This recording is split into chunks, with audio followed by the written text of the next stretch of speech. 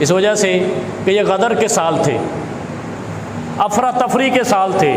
मुसलमान चाहता था मैं अलग हो जाऊं, हिंदू चाहता था मैं आज़ाद हो जाऊं, पाकिस्तान बनने के ख्वाब चल रहे थे, बड़े बड़े जलसे हो रहे थे। अंग्रेज़ काबिज़ बैठा था और सबका ख्याल ये था कि इसको निकालना है। तो जो इन 40 सालों में पैदाइश अमवात हुई उनका रिकॉर्ड नहीं है। ये बात हकीकत है या नहीं? हमारे दादा को, हमारे बाबा को तारीख़ पैदाइश सही मालूम नहीं थी, बल्कि पाकिस्तान बनने के बाद भी कई साल तक इसका रिकॉर्ड मुरतब नहीं था कि सने पैदाइश क्या है, तारीख़ पैदाइश क्या है, दिन क्या है।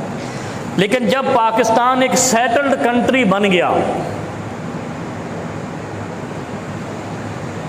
एक मुल्क वजूद में आया और इसकी एक मुस्तहकम हुकूमत बनी, एक निज़ाम बना, तो सबको पता है हमारी तारीख़ पैदाइश क्या, वक़्त भी मालूम होता है। और आज के दौर में तो फिक्स पता होता है ये इतने घंटे इतने मिनट, और ये सहरी का वक़्त था, सुबह का वक़्त था, रात का वक़्त था, दिन का वक़्त था, सबको पता है। कंप्यूटराइज रिकॉर्ड बन गया। अब गौर करें, ये हमारे सऊद भाई का सवाल था, मैं इसका जवाब भी दे दूं। इस दौर में किसी की तारीख़ पैदाइश का कोई रौला नहीं है, कोई गलती का इम्कान भी नहीं है। क्यों? जब पाकिस्तान बना तो गदर के साल थे, कोई किसी का रिकॉर्ड नहीं था। बन गया, मुस्तहकम हो गया, एक रिकॉर्ड बन गया।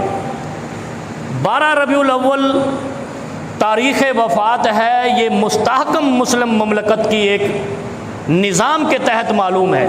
क्यों? रियासत मदीना बनी, पहले मक्का में थे, मदीना में गए, एक रियासत वजूद में आई। जब रसूलुल्लाह सल्लल्लाहु अलैहि वसल्लम की वफ़ात हुई, जिसको कायनात का हर इंसान, जैसे फरमाया ना इन्नी रसूलुल्लाह इलैकुम जमिया, मैं तुम सब इंसानों के लिए रसूल बनकर आया हूँ, इसी तरह ये चीज़ मुस्तहकम है कि रबीउल अव्वल की 12 तारीख़ को सारी इंसानियत मानती है, वफ़ातुन नबी है, इसमें कोई शक नहीं है। क्यों? उस वक़्त मुसलमानों का एक निज़ाम कायम था जब पैगम्बर इस्लाम सल्लल्लाहु अलैहि वसल्लम की वफ़ात हुई। जब नबी मुकर्रम सल्लल्लाहु अलैहि वसल्लम इस दुनिया से तशरीफ़ ले गए तो एक रियासत भी मौजूद थी, और सबसे बढ़कर बात यह थी तकरीबन 1.5 लाख के करीब सहाबा किराम भी मौजूद थे, जिनमें ख़वातीन भी थी, मर्द हजरात भी थे। और ऐसे ऐसे सहाबा भी मौजूद थे जिनको मुजतहिद और फ़क़ीह सहाबा भी कहा जाता है, वो भी उस वक़्त मौजूद थे जब रसूलुल्लाह सल्लल्लाहु अलैहि वसल्लम की वफ़ात हुई। इसका मतलब है कि वफ़ात बहुत सारी दुनिया को मालूम है, वक़्त भी मालूम है और दिन भी मालूम है, महीना भी मालूम है। लेकिन जब विलादत मुस्तफ़ा हुई है सल्लल्लाहु अलैहि वसल्लम, उस वक़्त ज़मीन पर जहालत थी, जुल्म था, बर्बरियत थी, तारीकी थी, जबर इस्तिबदाद था। ये मौलवियों को बताना ज़रा जाकर, जब रसूलुल्लाह सल्लल्लाहु अलैहि वसल्लम की पैदाइश हुई तो ज़मीन पर कोई निज़ाम नहीं था, वडेरा शाही थी, जबर इस्तिबदाद था, सरदारी निज़ाम था। कोई किसी के सामने आंख उठा के नहीं चले, कोई किसी के सामने नो का लफ्ज़ नहीं बोले। हर किसी ने अपनी रियासत और जागीर ऐसे कायम कर रखी थी जैसे आपके अफ़गानिस्तान में वार लॉर्ड्स हैं, जहाँ हर शहर का जो बड़ा है वो वहाँ का गवर्नर बना बैठा होता है। इस तरीके की रियासत थी, अरब की रियासत, जहाँ किसी को कुछ पता नहीं था कि पैदाइश कब हो रही, अमवात कब हो रही। लेकिन जब रसूलुल्लाह सल्लल्लाहु अलैहि वसल्लम गए तो सारे सहाबा को मालूम है। इसका मतलब है कि जिस वक़्त रसूलुल्लाह सल्लल्लाहु अलैहि वसल्लम की पैदाइश हुई, ज़मीन पर इस्लाम नहीं था। ये बात तो मानते हैं सब। इस्लाम का ज़हूर भी नहीं हुआ था जब ज़हूर मुस्तफ़ा हुआ। जब ज़हूर मुस्तफ़ा के वक़्त इस्लाम ही नहीं था तो किसने रिकॉर्ड मुरतब किया था कि 12 रबीउल अव्वल है? इसलिए विलादत मुस्तफ़ा में 8 रबीउल अव्वल, 9 रबीउल अव्वल, 11 रबीउल अव्वल, 12 रबीउल अव्वल है, लेकिन वफ़ात मुस्तफ़ा में 12 के अलावा कोई तारीख़ ही नहीं मिलती। 12 रबीउल अव्वल के अलावा वफ़ात मुस्तफ़ा की और कोई तारीख़ नहीं है। विलादत मुस्तफ़ा में 4 तारीख़ें हैं, इसलिए कि गदर का मौसम था, जहालत का मौसम था। अल्लाह रब्बुल आलमीन ने इस हस्ती को जब जन्म दिया उस वक़्त ज़मीन पर कोई कानून नहीं था, इसलिए इस चीज़ को तस्लीम कर लेना चाहिए कि 12 रबीउल अव्वल एक साबित शुदा वफ़ातुन नबी है, और वफ़ातुन नबी वाले दिन जश्न मनाना इबलीस का काम है, मोमिन का नहीं है।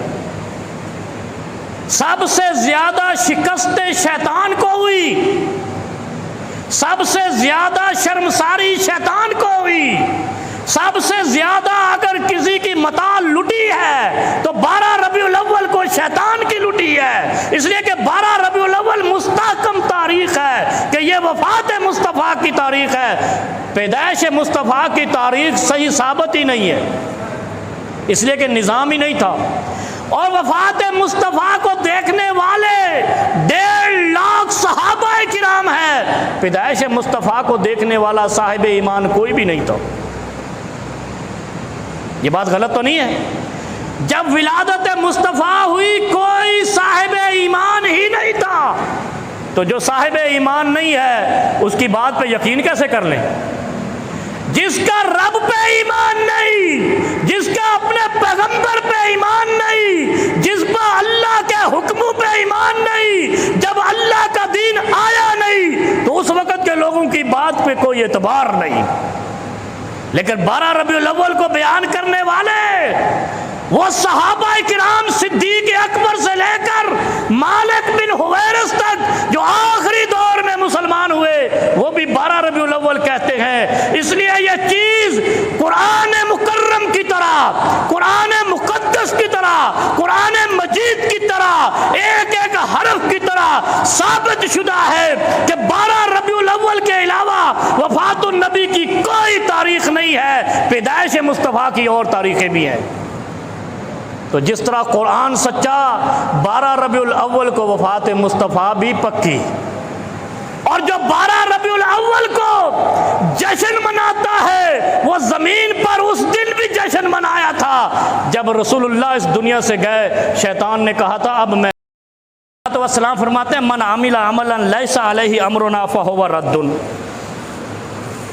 जो अमल मैंने नहीं किया ना वो मेरी शरीयत नहीं है। इसका मुख्तसर माना है जो अमल रसूलुल्लाह सल्लल्लाहु अलैहि वसल्लम फरमाए मैंने नहीं किया वो मेरी शरीयत नहीं है। तो बात तो वहीं पे ख़त्म होगी, आगे ले जाने की ज़रूरत ही नहीं है। जो मिलाद 11 साल मक्का में 13 साल मदीना में जो नहीं मनाया गया वो शरीयत कैसे हो गया, वो कार सवाब कैसे हो गया, बख्शिश का ज़रिया कैसे हो गया, दीन मुस्तफ़ा कैसे हो गया। फिर आप सुने,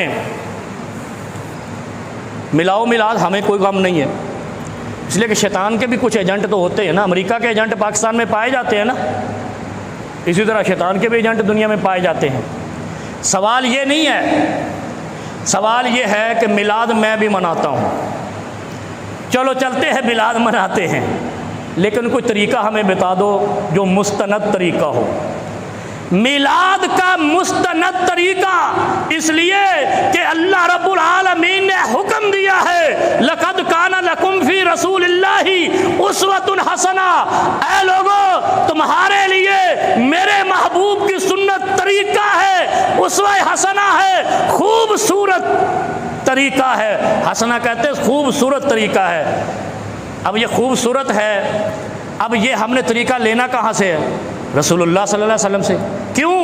नबी अलैहि सलाम ने फरमाया जुमे वाले दिन नाखून काटो, सर को तेल लगाओ, कंघी करो, खुशबू लगाओ, नए कपड़े पहनो, फिर जुमे के लिए हाज़िर हो जाओ। जो पैगंबर जुमे में हाज़िरी का सलीका बता रहा है वो मिलाद का सलीका क्यों नहीं बता रहा?